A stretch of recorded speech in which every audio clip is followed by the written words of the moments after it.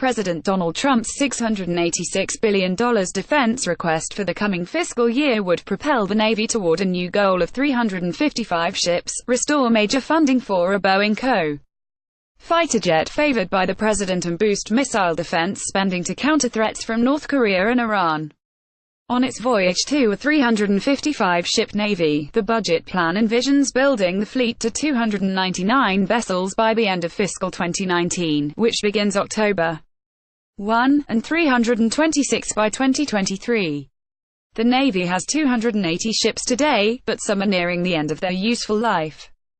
Missile defense spending, spurred by Trump and supported by lawmakers over fears of North Korea's accelerated ballistic missile and nuclear programs, would increase about 25% over the Obama administration's last projected numbers for fiscal 2019, to $9.92 billion, or $1.91 billion more than previously planned.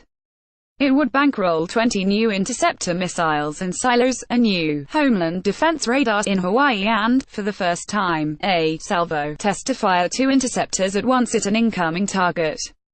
Trump has praised Boeing's Super Hornet, which former President Barack Obama's administration sought to phase out. By contrast, Trump has at times criticized the costs of Lockheed Martin Corp's F-35, the most expensive U.S.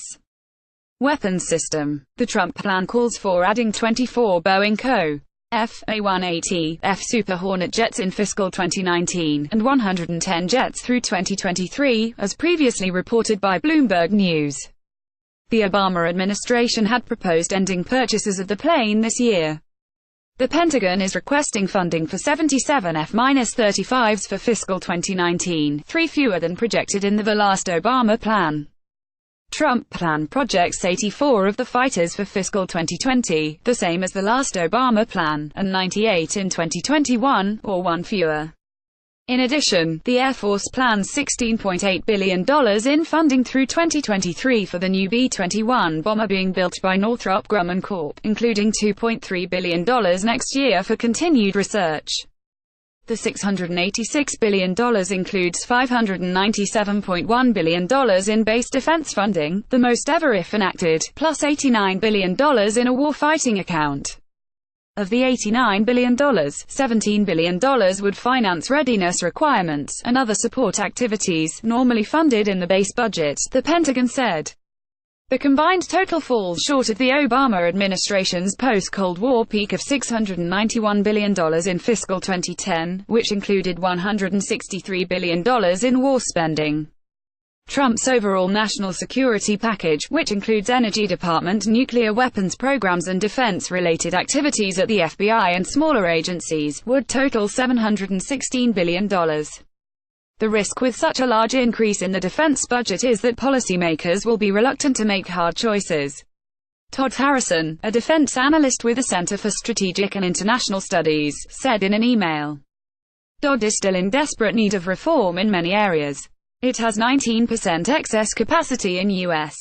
bases, a personnel system stuck in the 1950s, and scores of legacy weapons that need to be retired. If reforms aren't made in these areas, the military will just get fatter, not stronger. Growth trajectory. Even as the Pentagon unveils the administration's proposed defense budget, Congress has yet to complete a funding bill for the current fiscal year. Last week's budget agreement removed spending caps in the 2011 Budget Control Act for this year and fiscal 2019, only to have them return in fiscal 2020 and 2021 unless another deal is reached. Last week's relief marked the 4th such agreement since the Budget Control Act was passed.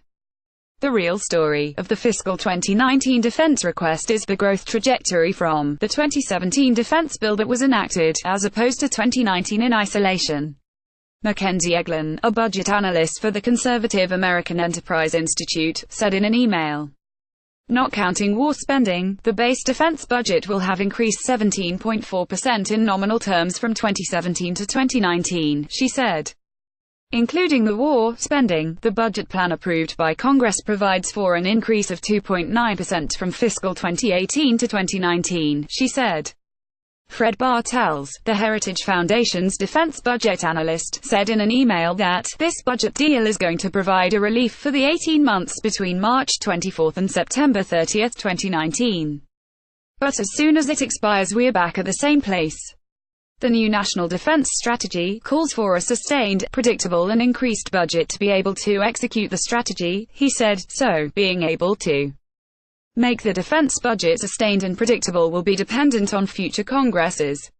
The budget requests $6.5 billion for what's now being called the European Deterrence Initiative, up from $4.7 billion requested last year, to increase the U.S. military presence in Europe, conduct more exercises with NATO partners and preposition equipment. It was previously called the European Reassurance Initiative. Missile defense. The top contractors that would benefit from the proposed increase in missile defense spending are Boeing, Raytheon Co., Orbital ATK Inc., Northrop Grumman, Lockheed and Aerojet Rocketdyne Holdings Inc. The Missile Defense Agency's 5-year plan projects $46.7 billion through 2023, $13.7 billion more than the last Obama plan that covered the 5 years through 2022. For fiscal 2019, the MDA request is $6.8 billion for research, or about $1 billion more than previously planned, including programs to defend against hypersonic weapons under development by China and Russia. $2.4 billion, or $855 million more than planned, for procurement including 20 additional interceptors from Orbital ATK, 42 more Standard missiles from Raytheon, a redesigned hit-to-kill warhead to deploy by 2021 and additional silo construction at Fort Greely in Alaska. Navy expansion. The Navy's 5-year shipbuilding plan calls for 111 vessels through 2023, going from 18 next year to 25 by 2023. The plan includes 6 new, better-armed frigates instead of the lightly armored littoral combat ship. The first frigate would be bought in 2020. The Navy's $58.5 billion fiscal 2019 procurement plan would benefit shipbuilders General Dynamics Corp., Huntington Ingalls Industries Inc., and combat system suppliers Raytheon, Lockheed and BAE Systems plc.